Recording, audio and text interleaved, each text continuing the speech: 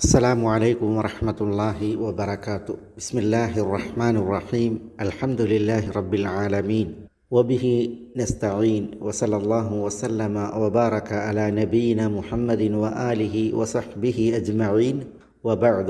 സഹോദരന്മാരെ, സഹോദരികളെ, ഫുറൂഉൽ ഫിഖ്ഹിൽ നിന്നുള്ള ഈ ക്ലാസ്സുകൾ ശ്രവിക്കുന്ന ബഹുമാന്യ പഠിതാക്കളെ, ശ്രോതാക്കളെ, നമ്മൾ ഗ്രന്ഥകാരൻ യൂസുഫ് ഇബ്നുൽ ഹസൻ അൽ റഹിമഹുല്ലാ നമസ്കാരത്തിൻ്റെ ജമാഅത്തിനെക്കുറിച്ച് അല്ലെങ്കിൽ ജമാഅത്തായി നമസ്കരിക്കുന്നതിനെക്കുറിച്ചുള്ള ഭാഗം വിശദീകരിച്ചതാണ് കഴിഞ്ഞ ക്ലാസ്സിൽ മനസ്സിലാക്കുകയുണ്ടായത്.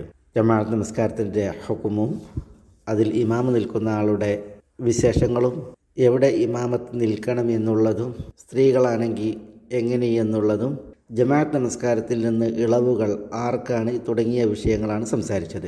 ഇനി ജമാഅത്തിൻ്റെ വിഷയം ജുമുഅയുടെയും ഈദിൻ്റെയും വിഷയത്തിൽ ഗ്രന്ഥകാരൻ പറയുന്നതാണ് നമ്മൾ ഇൻഷാ അല്ലാഹ് ഇന്ന് തുടർന്ന് പഠന വിധേയമാക്കുന്നത്.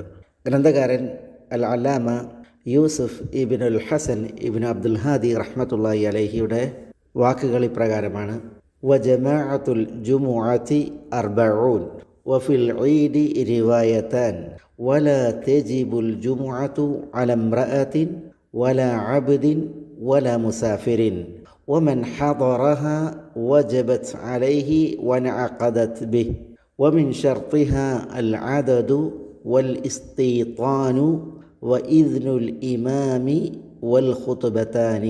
ഇത്രയുമാണ് അദ്ദേഹം ജുമുഅയുടെ ജമാഅത്തിൻ്റെ വിഷയത്തിൽ, അതുപോലെ ഈദിൻ്റെ ജമാഅത്തിൻ്റെ വിഷയത്തിൽ പറഞ്ഞത്.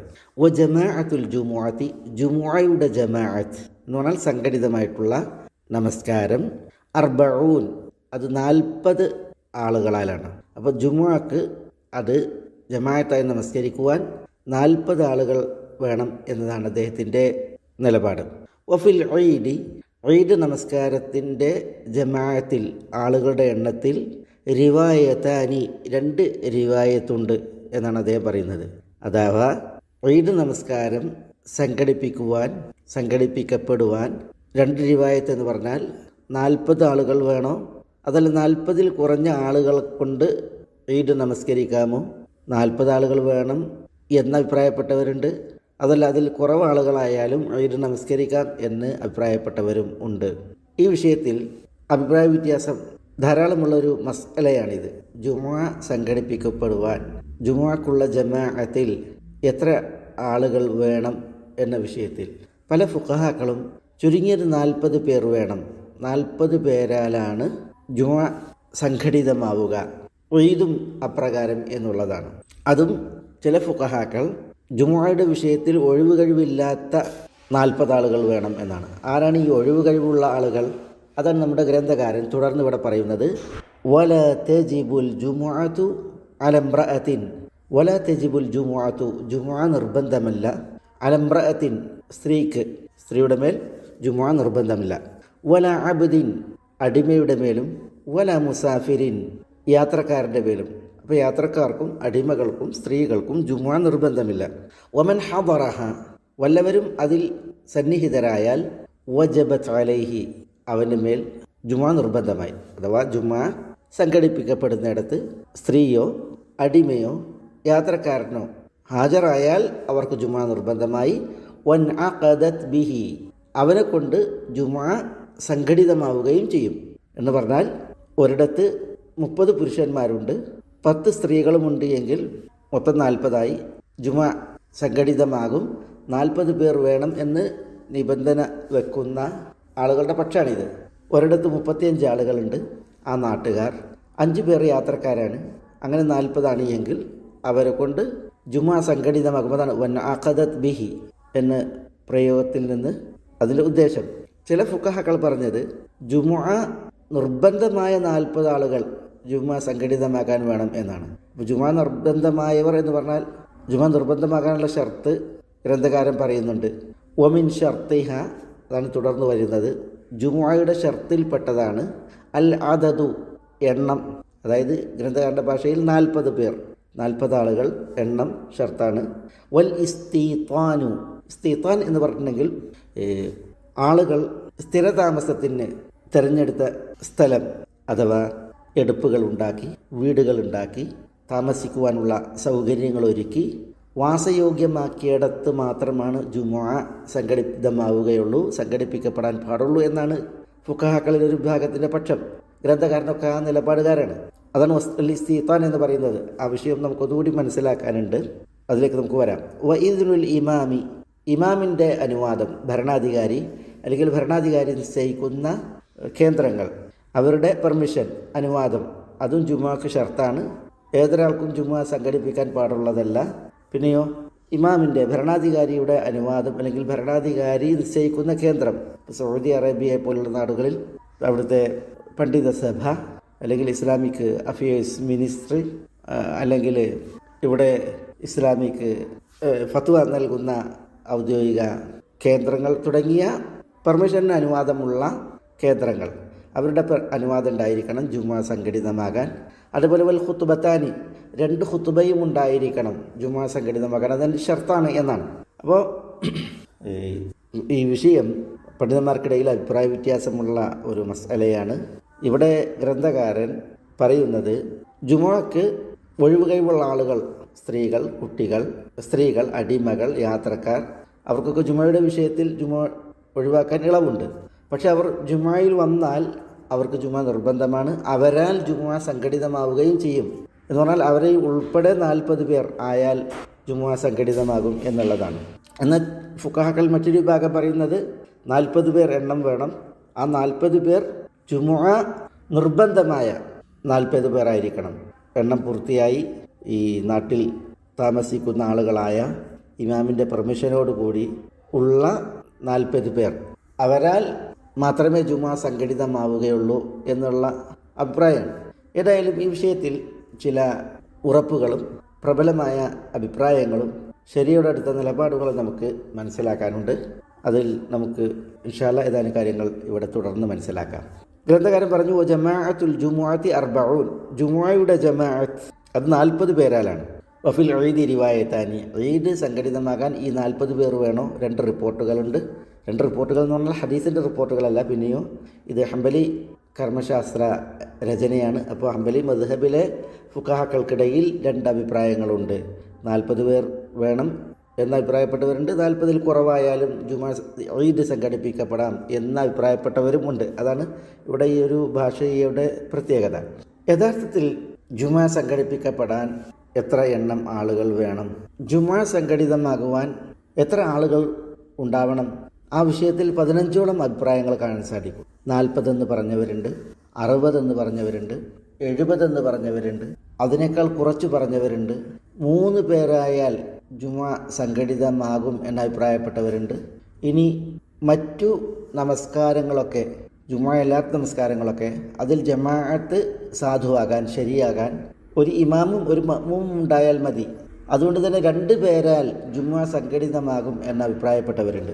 ഇമാം അൽ ഹാഫിദ് ഇബ്നു ഹജർ റഹിമഹുല്ല ഈ അഭിപ്രായങ്ങളൊക്കെ ഫത്ഹുൽ ബാരിയിൽ കൊണ്ടുവന്നിട്ടുണ്ട്. 15 അഭിപ്രായങ്ങൾ ഈ വിഷയത്തിൽ ഉദ്ധരിക്കപ്പെട്ടിട്ടുണ്ട്. അല്ലാമ മുഹമ്മദ് ഇബ്നു അലി അഷൗക്കാനി റഹ്മത്തുള്ളാഹി അലൈഹി അദ്ദേഹത്തിൻ്റെ അസൈലുൽ ജറാർ എന്ന് പറയുന്ന മഹൽ രചനയിൽ ഈ വിഷയവുമായി ബന്ധപ്പെട്ട് പറഞ്ഞൊരു വചനം, 3 പേരാൽ ജുമുഅ സംഘടിതമാവുകയുള്ളൂ എന്ന അഭിപ്രായത്തിന് മറുപടി നൽകവേ അദ്ദേഹം പറഞ്ഞു, ഹാദൽ ഇഷ്തിറാത്തു ലിഹാദൽ അദദി ലാ ദലീല അലൈഹി ഖത്ത്.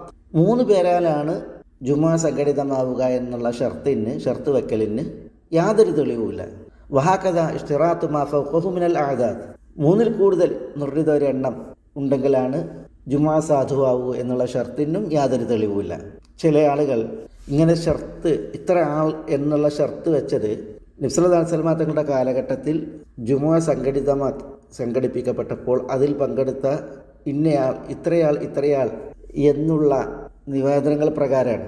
അതുകൊണ്ട് തന്നെ അല്ലാമ ഷൗക്കാനി റഹ്മത്തുള്ളാഹി പറയുകയാണ്, വ അമ്മൽ ഇസ്തിദ്ലാൽ ബി അന്നൽ ജുമുഅത ഉഖീമത് ഫീ വഖ്തി കദ വ അദദി മൻ ഹദറഹ കദ ഫഹദ ഇസ്തിദ്ലാലുൻ ബാത്തിലുൻ ലാ യതമസ്സകു ബിഹി മൻ യഅരിഫു കൈഫിയത്തൽ ഇസ്തിദ്ലാൽ. ഇന്ന സമയം ഇത്ര എണ്ണം ആളുകളാൽ ജുമുഅ സംഘടിപ്പിക്കപ്പെട്ടിട്ടുണ്ട് എന്നുള്ള റിപ്പോർട്ടുകൾ കൊണ്ട് തെളിവെടുക്കുന്നവർ യഥാർത്ഥത്തിൽ ആ തെളിവെടുക്കൽ ഇസ്തിദ്ലാലുൻ ബാത്തിലായ തെളിവെടുക്കലാണ്. എങ്ങനെ തെളിവെടുക്കണം എന്നറിയുന്നവർ ഒരിക്കലും ഈ തെളിവെടുക്കൽ സ്വീകരിക്കുകയില്ല, അത് മുറുകെ പിടിക്കില്ല. ولو كان هذا صحيحا لكان اجتماع المسلمين معه صلى الله عليه وسلم في سائر الصلوات دليلا على اشتراط العدد. അങ്ങനെ തെളിവെടുക്കൽ സാധുവായിരുന്നുവെങ്കിൽ, ശരിയായിരുന്നുവെങ്കിൽ ഇതര നമസ്കാരങ്ങളിലും ഇത്ര എണ്ണം ആളുകൾ ജമാഅത്ത് സംഘടിതമാകാൻ വേണം എന്ന് തെളിവെടുക്കുമായിരുന്നു. റസൂലുള്ളാഹി സ്വല്ലല്ലാഹു അലൈഹി വസല്ലം തങ്ങളുടെ കൂടെ അന്ന് നമസ്കരിച്ച ആളുകളുടെ ആ സംഘബലം നോക്കി. എന്നിട്ട് അദ്ദേഹം പറയുന്നത് വൽഹാസിലു അന്ന സലാത്തുൽ ജമാഅത്തി ഖദ് സഹത്ത് ബിവാഹിദിൻ മഅൽ ഇമാം. ജമാഅത്ത് നമസ്കാരം ഇമാമോട് കൂടി ഒരാളുണ്ടായാൽ ശരിയാകും എന്നുള്ളതാണ് ചുരുക്കം, ആകത്തുക. വസലാത്തുൽ ജുമുഅത്തി ഹിയ സലവാത്തും മിനസ് സലവാത്ത്. ജുമുഅ നമസ്കാരങ്ങളിൽ ഒരു നമസ്കാരമാണ്. ഫമൻ ഇഷ്തറത ഫീഹാ സിയാദതൻ അലാ മാ തൻഅഖിദു ബിഹിൽ ജമാഅ ഫഅലൈഹി ദലീൽ. ജമാഅത്ത് സംഘടിപ്പിക്കുവാൻ ഉള്ള ആളുകളേക്കാൾ എണ്ണക്കൂടുതൽ ജുമുഅക്ക് വേണം എന്ന് വല്ലവരും ഷർത്ത് പറഞ്ഞാൽ ഫഅലൈഹി ദലീൽ, അവൻ അതിന് തെളിവ് ഹാജരാക്കണം. വല ദലീൽ, അങ്ങനെ യാതൊരു തെളിവുമില്ല എന്ന് തുടങ്ങി അലാമ ഷൗക്കാനി റഹിമഹുല്ല ഈ വിഷയത്തിൽ, അതായത് ഇത്ര എണ്ണം ആളുകൾ ഉണ്ടെങ്കിലേ ജുമുഅ സാധുവാവുകയുള്ളൂ, ജുമുഅ സംഘടിതമാകുവാൻ ആളുകൾ ഇത്ര എണ്ണം ഉണ്ടാകണം എന്നുള്ളത് ഷർത്താണ് എന്ന് പറയുന്നവർക്ക് മറുപടിയായിട്ട് അദ്ദേഹം പറയുകയുണ്ടായത്. അലാമ ഷൗക്കാനി റഹിമഹുല്ല പറയുന്നത് ഈ വിഷയത്തിൽ 15ഓളം അഭിപ്രായമുണ്ട്. എന്നിട്ട് വലൈസ അലാ ശൈഇൻ മിൻഹാ ദലീലുൻ യുസ്തദല്ലു ബിഹി ഖത്ത്, ഇതിനൊന്നും അതറിയിക്കുന്ന തെളിവെടുക്കാവുന്ന യാതൊരു തെളിവുമില്ല. ഇല്ല ഖൗല മൻ ഖാല ഇന്നഹാ തൻഅഖിദു ജമാഅത്തുൽ ജുമുഅത്തി ബിമാ തൻഅഖിദു ബിഹി സായിറുൽ ജമാഅത്ത്. ഇതര ജമാഅത്തുകൾ, നമസ്കാരത്തിൻ്റെ പദുഹുർ നമസ്കാരം, അസ്ർ നമസ്കാരം തുടങ്ങി ഇതര നമസ്കാരങ്ങൾ, ജമാഅത്ത് നമസ്കാരങ്ങൾ സംഘടിതമാകുന്ന എണ്ണം കൊണ്ട് ജമാഅത്ത് സംഘടിതമാകും എന്ന് അഭിപ്രായപ്പെട്ടവർക്ക് മാത്രമേ തെളിവുള്ളൂ എന്നാണ് അദ്ദേഹം പറയുന്നത്. ഗ്രന്ഥകാരൻ ഇവിടെ വലാ തജിബുൽ ജുമുഅത്തു അലാ ഇംറഅത്തിൻ വലാ അബ്ദിൻ വലാ മുസാഫിരിൻ, ജുമുഅ നിർബന്ധമാകാത്തവരെ കുറിച്ച് പറഞ്ഞു. 3 പേരെയാണ് ഗ്രന്ഥകാരൻ ഇവിടെ എണ്ണിയത്. പിന്നെ വമൻ ഹദറഹ വജബത് അലൈഹി, ഇവരിൽ നിന്ന് ജുമുഅയിൽ ഹാജറായവർക്ക് ജുമുഅ നിർബന്ധമായി, വൻ അഖദത് ബിഹി, അവരെ കൊണ്ട് ജുമുഅ സംഘടിതമാവുകയും ചെയ്യും എന്ന് പറഞ്ഞു. താരിഖ് ഇബ്നു ഷിഹാബിൽ നിന്നുള്ള ഹദീസാണ് ആ വിഷയത്തിൽ തെളിവ്. അതിൽ അൽ ജുമുഅത്തു ഹഖ്ഖുൻ, നബി സല്ലല്ലാഹു അലൈഹി വസല്ലം തങ്ങൾ പറഞ്ഞതായി പറയുന്നത് ജുമുഅ ഹഖ്ഖുൻ വാജിബുൻ, നിർബന്ധ ബാധ്യതയാകുന്നു. ജുമുഅ നിർബന്ധ ബാധ്യതയാകുന്നു. അലാ കുല്ലി മുസ്ലിമിൻ, എല്ലാ മുസ്ലിമിൻ്റെ മേലും. ഫി ജമാഅത്തിൻ, ജമാഅത്തായിട്ട് സംഘടിക്കൽ. ഇല്ല അർബഅത്തൻ, 4 പേരെ ഒഴിച്ച്. അബ്ദുൻ മംലൂക്ക് അവ ഇംറഅത്തുൻ ഔ സബിയുൻ ഔ മരീദുൻ. അബ്ദുൽ മംലൂക്ക് എന്ന് പറഞ്ഞാൽ അടിമ, അവ ഇംറഅത്തുൻ അല്ലെങ്കിൽ സ്ത്രീ, ഔ സബിയുൻ അല്ലെങ്കിൽ കുട്ടി, ഔ മരീദുൻ അല്ലെങ്കിൽ രോഗി. ഇവിടെ കുട്ടിയെക്കുറിച്ചും രോഗിയെക്കുറിച്ചും ഗ്രന്ഥകാരൻ പറഞ്ഞില്ല. ഗ്രന്ഥകാരൻ യാത്രക്കാരനെ കുറിച്ച് പറഞ്ഞു. ആ യാത്രക്കാരൻ്റെ വിഷയം നമുക്ക് ഇൻഷാ അല്ലാഹ് ഇവിടെ അതിന് തെളിവ് ഉദ്ധരിക്കാം. രോഗിയും രോഗിയെ പരിചരിക്കേണ്ടവരും ഈ ഗണത്തിൽ പെടും എന്ന് പണ്ഡിതന്മാർ പറഞ്ഞു. രോഗി മാത്രമല്ല, രോഗിയെ പരിചരിക്കുന്നവർക്കും ജുമുഅയുടെ വിഷയത്തിൽ ഇളവുണ്ട്. അബ്ദുല്ലാഹ് ഇബ്നു ഉമർ റളിയല്ലാഹു തആല അൻഹു വെള്ളിയാഴ്ച ദിവസം അദ്ദേഹത്തിൻ്റെ ബന്ധു സഈദ് ഇബ്നു സെയ്ദ് ഇബ്നു അംർ ഇബ്നു നുഫൈൽ മരണാസന്നനായി കിടക്കുമ്പോൾ അദ്ദേഹത്തെ ശുശ്രൂഷിക്കാൻ വേണ്ടി പോയത് നമ്മൾ ഹദീസ് ഗ്രന്ഥങ്ങളിൽ വായിക്കും. സഈദ് ഇബ്നു സെയ്ദ് റളിയല്ലാഹു തആല അൻഹു സ്വർഗ്ഗം കൊണ്ട് സന്തോഷ വാർത്ത അറിയിക്കപ്പെട്ട 10 പേരിൽ ഒരാൾ. ഉമർ റളിയല്ലാഹു തആല അൻഹുവിൻ്റെ അളിയൻ, പെങ്ങൾ ഫാത്തിമയെ കല്യാണം കഴിച്ച മഹാൻ. അദ്ദേഹം മരണാസന്നനായി കിടക്കെ അബ്ദുല്ലാഹ് ഇബ്നു ഉമർ അദ്ദേഹത്തിൻ്റെ അടുക്കലേക്ക് ചെന്നു. ജുമുഅ ഒഴിവാക്കിയെന്നാണ്, അദ്ദേഹത്തിനെ പരിചരിക്കൽ ആവശ്യമായിട്ട് കാരണത്താൽ. ആ രോഗത്തിൽ കിടന്നാണ് പിന്നെ സഈദ് ഇബ്നു സെയ്ദ് റളിയല്ലാഹു അൻഹു മരിക്കേണ്ടായത്. മരിദ ഫീ യൗമിൽ ജുമുഅത്തി ഫറക്കിബ ഇലൈഹി ബഅദ അൻ തആല അൻ-നഹാർ വഖ്തറബത്തിൽ ജുമുഅ വതറക്കൽ ജുമുഅ. വെള്ളിയാഴ്ച ദിവസം പകൽ ഉദിച്ചുയർന്നതിന് ശേഷം അബ്ദുല്ലാഹ് ഇബ്നു ഉമർ അദ്ദേഹത്തിൻ്റെ അടുക്കലേക്ക് ചെന്നു എന്നാണ്. ജുമുഅൻ്റെ സമയം അടുത്തിരുന്നു. പക്ഷേ ഇബ്നു ഉമർ ജുമുഅ ഒഴിവാക്കുകയുണ്ടായി, ഈ രോഗിയെ പരിചരിക്കേണ്ട ശുശ്രൂഷിക്കേണ്ട മാർഗേണ. യാത്രക്കാരൻ്റെ വിഷയത്തിൽ അബൂ ഹുറൈറ റളിയല്ലാഹു അൻഹു നിന്നുള്ള ഹദീസുണ്ട്, ലൈസ അലാ മുസാഫിരിൻ ജുമുഅ, മുസാഫിറിന് ജുമുഅ ഇല്ല എന്നറിയിക്കുന്ന. ഉഖ്റുജ് ഫൈനൽ ജുമുഅത ലാ തഹ്ബിസു അൻ സഫരിൻ. ഉമർ ഒരാൾ യാത്ര പോകാൻ ഉദ്ദേശിച്ചപ്പോൾ യാത്ര പുറപ്പെട്ടോ, ജുമുഅ യാത്രയെ തൊട്ട് തടയുകയില്ല എന്ന് ഉമർ പറയുകയുണ്ടായി എന്നാണ്. അപ്പോൾ യാത്രക്കാർ, സ്ത്രീകൾ, അടിമകൾ, അതുപോലെ കുട്ടികൾ, രോഗികളെ ശുശ്രൂഷിക്കുവാൻ പരിചരിക്കുവാൻ ഉള്ള ആളുകൾ, ഇതേപോലെ മഴ, കാറ്റ്, ചളിയും പ്രളയവും ഒക്കെയാണ് എങ്കിൽ അവർക്കും ജുമുഅയുടെ വിഷയത്തിൽ ഇളവുണ്ട്. അബ്ദുല്ലാഹ് ഇബ്നു അബ്ബാസ് റളിയല്ലാഹു തആല അൻഹു മഴ നന്നായി പെയ്യുന്ന ഒരു ദിവസം ബാങ്കിയോട് വിളിച്ചു പറയാൻ, ബാങ്ക് വിളിക്കുന്ന വ്യക്തിയോട് മുഅദ്ദിനോട് പറഞ്ഞു എന്നാണ്. ഇദാ ഖുൽത അഷ്ഹദു അല്ലാ ഇലാഹ ഇല്ലല്ലാഹ് അഷ്ഹദു അന്ന മുഹമ്മദ് റസൂലുള്ള, ബാങ്കിൽ അഷ്ഹദു അല്ലാ ഇലാഹ ഇല്ലല്ലാഹ് അഷ്ഹദു അന്ന മുഹമ്മദ് റസൂലുള്ള എന്ന് നീ പറഞ്ഞാൽ ഫലാ തഖുൽ ഹയ്യ അലസ്സലാ, ഹയ്യ അലസ്സലാ എന്ന് നീ പറയരുത്. ഖുൽ സല്ലു ഫി ബുയൂതിക്കും, വീടുകൾ നമസ്കരിച്ചോളൂ എന്ന് പറയാൻ കൽപ്പിച്ചു എന്നാണ്. അതിൻ്റെ റിപ്പോർട്ടിൽ കാണാം ഫകഅന്ന അന്നാസ് ഇസ്തൻകറു ദാലിക്, അപ്പോൾ ആളുകളൊക്കെ അത്ഭുതപ്പെട്ടു, അവർക്കൊക്കെ ഒരു ആശ്ചര്യം അബ്ദുല്ലാഹ് ഇബ്നു അബ്ബാസ് ഇത് പറഞ്ഞപ്പോൾ. അപ്പോൾ അദ്ദേഹം ചോദിച്ചു അതഅജബൂന മിൻ ദാ, നിങ്ങൾക്കിതിൽ അത്ഭുതമുണ്ടോ? ഖദ് ഫഅല ദാ മൻ ഹുവ ഖൈറും മിന്നി, എന്നേക്കാൾ ഉത്തമരായവർ ഇത് ചെയ്തിട്ടുണ്ട്. അത് റസൂലുള്ളാഹി സ്വല്ലല്ലാഹു അലൈഹി വസല്ലം തങ്ങൾ ഇങ്ങനെ ചെയ്തിട്ടുണ്ട്. എന്നിട്ട് അദ്ദേഹം പറഞ്ഞു ഇന്നൽ ജുമുഅത അസ്മത്തുൻ വ ഇന്നി കരിഹ്തു അൻ ഉഖ്രിജകും ഫതംശു ഫിത്തീനി വദ്ദഹ്. ഇന്നൽ ജുമുഅത അസ്മത്തുൻ, ജുമുഅ അത് ഇളവില്ലാത്ത നിർബന്ധ ബാധ്യതയാണ്. ഇന്നൽ ജുമുഅത അസ്മത്തുൻ വ ഇന്നി കരിഹ്തു അൻ ഉഖ്രിജകും ഫതംശു ഫിത്തീനി വദ്ദഹ്, നിങ്ങളെ ആ ജുമുഅയിലേക്ക് കൊണ്ടുവരുന്നത് ഞാൻ ഇഷ്ടപ്പെട്ടില്ല. അങ്ങനെ ഞാൻ കൊണ്ടുവന്നാൽ നിങ്ങൾ ചളിയിലും അതേപോലെ കെട്ടിക്കിടക്കുന്ന വെള്ളത്തിലും നടന്നായിരിക്കും ജുമുഅയിലേക്ക് വരിക. അതുകൊണ്ട് തന്നെ അങ്ങനെ നിങ്ങളെ കൊണ്ടുവരുന്നത് ഞാൻ ഇഷ്ടപ്പെട്ടില്ല എന്ന് പറയുകയുണ്ടായി എന്നാണ്. ഞാൻ പറഞ്ഞു വരുന്നത് ജുമുഅയുടെ വിഷയത്തിൽ ഇളവുള്ളവരുടെ ആ ഗണം അദ്ദേഹം എണ്ണിയപ്പോൾ സ്ത്രീകളെയും യാത്രക്കാരെയും അടിമയെയും മാത്രമാണ് ഗ്രന്ഥകാരൻ എണ്ണിയത്. പക്ഷേ ആ ഗണത്തിൽ വേറെയും ചിലരുണ്ട് എന്നുള്ളത് അറിയിക്കാനുള്ള തെളിവുകളാണ് ഇവിടെ ഉണർത്തിയത്. പിന്നെ ഫുഖഹാക്കൾ പറയുന്ന, നമ്മുടെ ഗ്രന്ഥകാരനും അത് പറഞ്ഞു, അൽ ഇസ്തീത്താൻ, ജുമുഅ സംഘടിക്കപ്പെടുവാൻ ഇസ്തീത്താൻ ഷർത്താണ്. ഇസ്തീത്താൻ ഷർത്ത എന്ന് പറഞ്ഞിട്ടുണ്ടെങ്കിൽ ഇപ്പോൾ ഗ്രാമവാസികൾക്കോ കുഗ്രാമങ്ങളിൽ പാർക്കുന്നവർക്കോ മറ്റിടങ്ങളിൽ ആളുകൾ സംഘടിക്കുന്നുവെങ്കിൽ ആ സംഘടിക്കുന്നവരുടെ എണ്ണം കുറവാകട്ടെ കൂടുതലാകട്ടെ അവർക്കോ ജുമുഅ ഇല്ല എന്നാണ് ഈ ഒരു ഷർത്തിൻ്റെ തേട്ടം. ഇസ്തീത്താൻ എന്ന് പറഞ്ഞാൽ ഒരിടത്ത് ആളുകൾ പാർക്കുന്നു, എടുപ്പുകൾ ഉണ്ടാക്കി അവിടെ തദ്ദേശവാസികളായി പാർക്കുന്ന താമസിക്കുന്ന സ്ഥലം, അവിടെ മാത്രമേ ജുമുഅ സംഘടിതമാകൂ എന്നാണ് ഈ അൽ ഇസ്തീത്താൻ ഷർത്താക്കുന്നവരുടെ പക്ഷം. അറബികൾ ഈ റൊഹൽ എന്ന് പറയും, നാടോടികളാണ് പലപ്പോഴും പണ്ട് കാലങ്ങളിൽ. അപ്പോൾ അവർ നാടോടികളായി പലയിടങ്ങളിൽ പാർക്കും. പച്ചപ്പും മരുപ്പച്ചയും ദാഹജലവും കാണുന്നിടത്തൊക്കെ മാറി മാറി പാർക്കുക എന്നുള്ള പ്രകൃതക്കാരായിരുന്നു. അതുകൊണ്ട് തന്നെ സ്ഥിരതാമസം പലപ്പോഴും ഉണ്ടായിരുന്നില്ല. എന്നാൽ സ്ഥിരതാമസം നടത്തുന്ന ആളുകളുണ്ട്. താമസ സ്ഥലങ്ങൾ ഉണ്ടാക്കി, അവിടങ്ങളിൽ അടുപ്പുകൾ ഉണ്ടാക്കി, ഭവനങ്ങൾ ഉണ്ടാക്കി, പള്ളികൾ ഉണ്ടാക്കി അങ്ങനെ പാർക്കുന്നവരുണ്ട്. ഇത്തരം ആളുകൾക്കാണ് ജുമുഅ നിർബന്ധം. അവർ ജുമുഅ സംഘടിപ്പിച്ചാലാണ് ജുമുഅ സാധുവാകുക. ജുമുഅക്ക് ഷർത്ത് ഇസ്തീത്താൻ എന്ന് പറയുമ്പോൾ ഈ ഇസ്തീത്താൻ ഇല്ലാത്തവരുടെ ജുമുഅ സാധുവാവുകയില്ല, ശരിയാവുകയില്ല എന്നാണ് അതിൻ്റെ തേട്ടം. യഥാർത്ഥത്തിൽ അത് തെളിവ് ആവശ്യമായിട്ടുള്ള വിഷയമാണ്. തെളിവ് ആ വിഷയത്തിൽ ഇസ്തീത്താൻ ഷർത്തല്ല എന്നുള്ളതാണ് അറിയിക്കുന്നത്. രണ്ടാളുകൾ ഒരിടത്തായാൽ അവർക്കും ജുമുഅ നമസ്കരിക്കാം എന്നാണ് ഇപ്പോൾ അല്ലാമ ഷൗക്കാനിയുടെ വീക്ഷണം നമ്മൾ കേൾക്കേണ്ടായത്.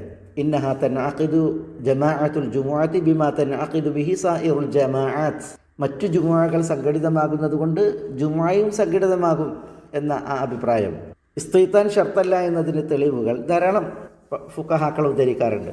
അബ്ദുല്ലാഹ് ഇബ്നു അബ്ബാസ് റളിയല്ലാഹു അൻഹുവിൽ നിന്നുള്ള ഹദീസിൽ അവ്വലു ജുമുഅത്തിൻ ജുമ്മിഅത്ത് ബഅദ ജുമുഅത്തിൻ ജുമ്മിഅത്ത് ഫി മസ്ജിദ് റസൂലില്ലാഹി സ്വല്ലല്ലാഹു അലൈഹി വസല്ലം മസ്ജിദ് അബ്ദുൽ ഖൈസ് ബി ജുവാസ യാനി മിനൽ ബഹ്റൈൻ. ബഹ്റൈനിലെ ജുവാസ എന്ന് പറയുന്ന അബ്ദുൽ ഖൈസ് ഗോത്രത്തിൻ്റെ പള്ളിയിലാണ് അള്ളാഹുവിൻ്റെ റസൂൽ സല്ലല്ലാഹു അലൈഹി വസല്ലം തങ്ങളുടെ മസ്ജിദിൽ ജുമുഅ സംഘടിപ്പിക്കപ്പെട്ടതിന് ശേഷം ആദ്യമായി ജുമുഅ നിർവഹിക്കപ്പെട്ടത് എന്നാണ് അബ്ദുല്ലാഹ് ഇബ്നു അബ്ബാസ് പറയുന്നത്.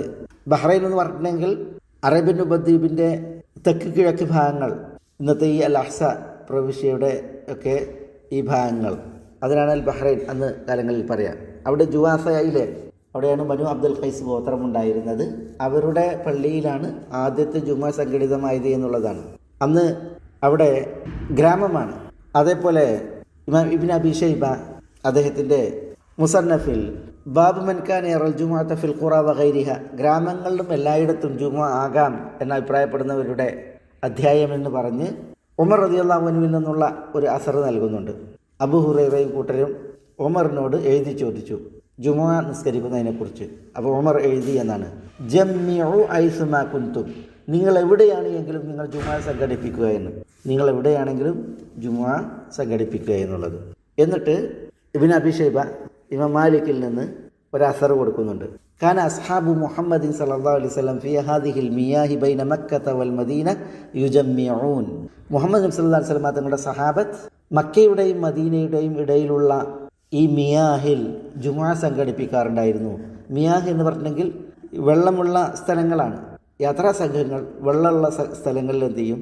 സംഘടിക്കും. അവർ വിശ്രമിക്കും, അവരുടെ യാത്രക്ക് ആവശ്യമായിട്ടുള്ള വെള്ളം ശേഖരിക്കും, അവർ അവിടെ വെള്ളം ഉപയോഗിച്ച് അവിടെ കഴിയും. അപ്പോൾ അങ്ങനെയുള്ള യാത്രകളിലെ നിർണിത സ്ഥലങ്ങളാണ് മക്കയുടെയും മദീനയുടെയും ഇടയിൽ. ഇപ്പോൾ ഈ ഗദീർ, ഖും പോലുള്ളതായ സ്ഥലങ്ങളൊക്കെ അവിടങ്ങളിൽ സഹാബത്ത് ജുമുഅ സംഘടിപ്പിക്കാറുണ്ടായിരുന്നു എന്നതാണ് ഈ മാലിക്കിൽ നിന്നുള്ള അസർ അറിയിക്കുന്നത്. അപ്പോൾ ഇവിടെ ഈ അസറുകൾ കൊണ്ടൊക്കെ നമ്മൾ മനസ്സിലാക്കുന്നത് പട്ടണത്തിൽ നാഗരികമായ ഇടങ്ങളിൽ സ്ഥാപിക്കപ്പെട്ട പള്ളികളിലെ ജുമുഅ സാധുവാകൂ എന്നുള്ള അഭിപ്രായത്തിന് തെളിവിൻ്റെ ബലം ഇല്ല. പണ്ഡിതന്മാർ, ഇപ്പം ഞാൻ പറഞ്ഞല്ലോ, അവ്വലു ജുമുഅത്തിൻ ജുമ്മിഅത്ത്, ആദ്യത്തെ ജുമുഅ സംഘടിതമായത് മസ്ജിദ് റസൂലുള്ളാഹിൻ്റെ മസ്ജിദിൽ ജുമുഅ സംഘടിപ്പിക്കപ്പെട്ടതിന് ശേഷം ആദ്യമായി ജുമുഅ നിസ്കരിച്ചത് ബഹ്റൈനിലെ ജുവാസ എന്ന് പറയുന്ന സ്ഥലത്തുള്ള അബ്ദുൽ ഖൈസ് ഗോത്രത്തിൻ്റെ പള്ളിയിലാണെന്ന് പറഞ്ഞില്ലേ. അതിന് ഇമാം അബൂദാവൂദിൻ്റെ തലക്കെട്ട് തന്നെ, അധ്യായത്തിൻ്റെ പേര് തന്നെ ബാബുൽ ജുമുഅത്തി ഫിൽ ഖുറ, ഗ്രാമങ്ങളിൽ ജുമുഅ നിസ്കരിക്കാം എന്ന് പറയുന്ന അധ്യായം എന്നാണ്. അപ്പോൾ പട്ടണം അവിടെ ജുമുഅ പാടുള്ളൂ, ആളുകൾ പാർക്കുന്നിടത്ത് നാഗരികമായ ഇടത്ത് സ്ഥാപിക്കുന്ന പള്ളികളിലെ പാടുള്ളൂ എന്ന് പറയുന്നതിന് തെളിവിൻ്റെ ബലമല്ല. അല്ലാമ അശൗക്കാനി റഹ്മത്തുള്ളാഹി അലൈഹി അങ്ങനെയുള്ള സ്ഥലത്തെ നമസ്കാരം, പള്ളികളിലെ നമസ്കാരം പാടുള്ളൂ എന്നുള്ളതിനെക്കുറിച്ച് പ്രതികരിച്ച് പറഞ്ഞത്, ലം യദുല്ല അലൈഹി ദലീലുൻ യസ്ലഹു ലിത്തമസ്സുക് ബിഹി ലിമുജറദിൽ ഇസ്തിഹ്ബാബ്. അങ്ങനെ നാഗരികമായ ഇടത്തുള്ള പള്ളികളിലെ ജുമുഅ സംഘടിപ്പിക്കപ്പെടാവൂ, അതാണ് പ്രതിഫലാർഹം, സുന്നത്ത് എന്നതിന് തെളിവ് പിടിക്കാൻ ഒരു തെളിവ് സഹിയായി വന്നിട്ടില്ല. ഇസ്തിഹ്ബാബിന് അത് പ്രതിഫലാർഹമാണ് എന്ന് പറയാനൊരു തെളിവില്ല. ഫദ്ലൻ അനി ഷർത്തിയ, പിന്നെ അല്ലേ ഷർത്തിന് തെളിവ്? ഷർത്ത് എന്ന് പറഞ്ഞിട്ടുണ്ടെങ്കിൽ അങ്ങനെയുള്ളിടത്ത് നിസ്കരിച്ചാലേ ജുമുഅ ശരിയാവൂ, സ്വീകാര്യോഗ്യമാകൂ എന്നാണല്ലോ. അപ്പോൾ അതിന് തീരെയും തെളിവില്ല.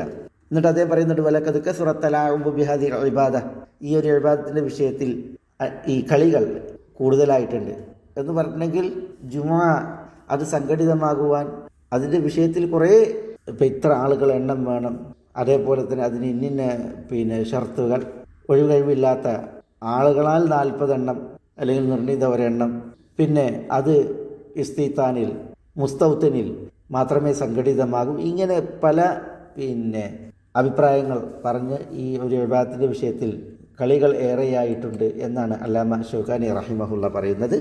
യഥാർത്ഥത്തിൽ ജുമാ നമസ്കാരം വളരെ ഗൗരവപ്പെട്ട ഒരു നമസ്കാരമാണ്. അതിൻ്റെ ഹുക്കുമ് തന്നെ നമുക്കറിയാം. ജുമാ അതിൽ ഒരിക്കലും അമാന്തിക്കാൻ പാടുള്ളതല്ല, അവധാനത പാടുള്ളതല്ല.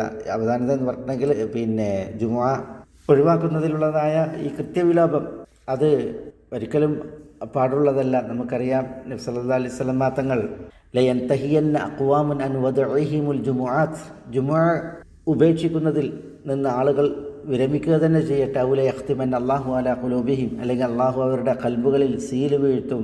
അതേപോലെ മൻ തറക സലാസ ജുമുഅൻ തഹാവുനം ബിഹ തബഅ അല്ലാഹു അലാ ഖൽബിഹി, ജുമുഅയുടെ വിഷയത്തിൽ അലസഭാവത്തിൽ വല്ലവരും 3 ജുമുഅ ഒഴിവാക്കിയാൽ അവൻ്റെ ഹൃദയത്തിൽ അള്ളാഹു സീല് വീഴ്ത്തും. മൻ തറക സലാസ ജുമുഅത്തിൻ മിൻ ഗൈരി ഉദ്രിൻ, ഒഴിവ് കഴിവില്ലാതെ 3 ജുമുഅ ഉപേക്ഷിക്കുന്നവൻ കുതിബ മിനൽ ഗാഫ് മുനാഫിഖീൻ, കപടവിശ്വാസികളിൽ അവൻ എഴുതപ്പെടും. ഇതൊക്കെ തിരുമൊഴികളാണ്. അബ്ദുല്ലാഹി ഇബ്നു അബ്ബാസ് പറയാറുണ്ട്, മൻ തറക്കൽ ജുമുഅത സലാസ ജുമുഅൻ മുതവാലിയാത്ത്, 3 ജുമുകൾ തുടർച്ചയായിട്ട് വല്ലവരും ഒഴിവാക്കിയാൽ, അങ്ങനെ ജുമുഅ ഒഴിവാക്കിയാൽ ഫഖദ് നബദൽ ഇസ്ലാമ വറാഅ ദഹ്രി, അവൻ ഇസ്ലാമിനെ തൻ്റെ മുതുകിന് പിന്നിലേക്ക് വലിച്ചെറിഞ്ഞിരിക്കുന്നു. അപ്പോൾ ഇത്രയും ഗൗരവമുള്ള വിഷയമാണ് ജുമുഅ നമസ്കാരത്തിൻ്റെ വിഷയം. അത് വ്യക്തമായ ബലപ്പെട്ട ദലീലുകളില്ലാത്ത ഷർത്തുകൾ പറഞ്ഞ് ഒഴിവാക്കപ്പെടുന്ന അവസ്ഥ എന്ന് പറഞ്ഞാൽ, ആളുകൾ അത് നിർവഹിക്കാതിരിക്കുന്ന അവസ്ഥ എന്ന് പറഞ്ഞാൽ അത് വളരെ ഗൗരവപ്പെട്ട വിഷയമാണ്. അതുകൊണ്ടാണ് പണ്ഡിതന്മാർ ഈ വിഷയത്തിൽ പറഞ്ഞ നിലപാടുകളെ ഇവിടെ ഉണർത്തുകയുണ്ടായത്. ഏതായാലും നമ്മുടെ ഗ്രന്ഥകാരൻ അല്ലാമ യൂസുഫ് ഇബ്നുൽ ഹസൻ റഹിമഹുല്ല, കർമ്മശാസ്ത്ര പണ്ഡിതന്മാർ പറഞ്ഞ ഈ വിഷയത്തിലെ വീക്ഷണം അത് വായിച്ചാണ് നമ്മളിവിടെ അർത്ഥം പറഞ്ഞത്. ചില മസാലകൾ ഗവേഷണാത്മകമായിരിക്കും. ആ ഗവേഷണമായ ആത്മകമായ മസാലകളിൽ ഗവേഷണപ്പുറത്ത് പറയുന്ന അഭിപ്രായങ്ങളെ നമ്മൾ മനസ്സിലാക്കേണ്ടത് അവർക്ക് അഗവേഷണത്തിന് കൂലിയുണ്ട്, പ്രതിഫലമുണ്ട്. പക്ഷെ നമ്മൾ സ്വീകരിക്കേണ്ടത് തെളിവറിയിക്കുന്ന വീക്ഷണങ്ങളെയാണ്. അലമ യൂസുഫ് ഇബ്നുൽ ഹസനെ പോലുള്ള പണ്ഡിതന്മാർ മഹത്തുക്കളാണ്. അവരോടുള്ള ആദരവും ബഹുമാനവും നമ്മൾ നിലനിർത്തണം. അവർക്ക് നമ്മൾ അള്ളാഹുവിനോട് റഹ്മത്തിന് തേടുകയും വേണം. എന്നാൽ തെളിവിൽ നിന്ന് ദൂരപ്പെട്ട അഭിപ്രായങ്ങൾ അവർ പറഞ്ഞിട്ടുണ്ടെങ്കിൽ അത്തരം മഹത്തുക്കളോടുള്ള ആദരവ് നിലനിർത്തിക്കൊണ്ട് തന്നെ തെളിവിനോടടുത്ത അഭിപ്രായങ്ങൾ പണ്ഡിതന്മാർ പറഞ്ഞതാണ് നമ്മൾ സ്വീകരിക്കേണ്ടത്. നമ്മളൊക്കെ പഠിതാക്കളാണ്. പണ്ഡിതന്മാരുടെ അഭിപ്രായങ്ങൾ എടുത്തുദ്ധരിക്കുവാനുള്ള യോഗ്യതയും അതിനുള്ള അവസരവുമാണ് നമുക്കുള്ളത്. അതാണിവിടെ നമ്മൾ മനസ്സിലാക്കുകയും ചെയ്തത്. ഗ്രന്ഥകാരൻ പറഞ്ഞ ആ വരികളൊന്നുകൂടി വായിച്ച് നമുക്ക് ഇൻഷാ അല്ലാഹ് അടുത്ത ക്ലാസ് സക്കാത്തുമായി ബന്ധപ്പെട്ടാണ് ഫുറൂഉൽ ഫിഖ്ഹിൽ പഠിക്കുവാനുള്ളത്. അത് അടുത്ത ക്ലാസ് മുതൽ പഠിക്കാം. വജമാഅത്തുൽ ജുമുഅത്തി 40 വഫിൽ ഈദി റിവായത്താൻ വലാ തജിബുൽ ജുമുഅത്തു അലാ ഇംറഅത്തിൻ വലാ അബ്ദിൻ വലാ മുസാഫിരിൻ വമൻ ഹദറഹാ വജബത് അലൈഹി വൻഅഖദത് ബിഹി ومن شرطها العدد والاستيطان وإذن الإمام والخطبتان. إن شاء الله നമുക്കടുത്ത ക്ലാസ്സിൽ സക്കാത്ത് പഠിക്കാം. അല്ലാഹു സുബ്ഹാനഹു വ തആലാവിൻ്റെ ദീനിൽ നമുക്കൊക്കെ ഫിഖ്ഹ് പ്രദാനം ചെയ്യുമാറാവട്ടെ. വസല്ലല്ലാഹു വസല്ലമ വബാറക അലാ നബിയിന മുഹമ്മദ്. അസ്സലാമു അലൈക്കും വറഹ്മത്തുള്ളാഹി.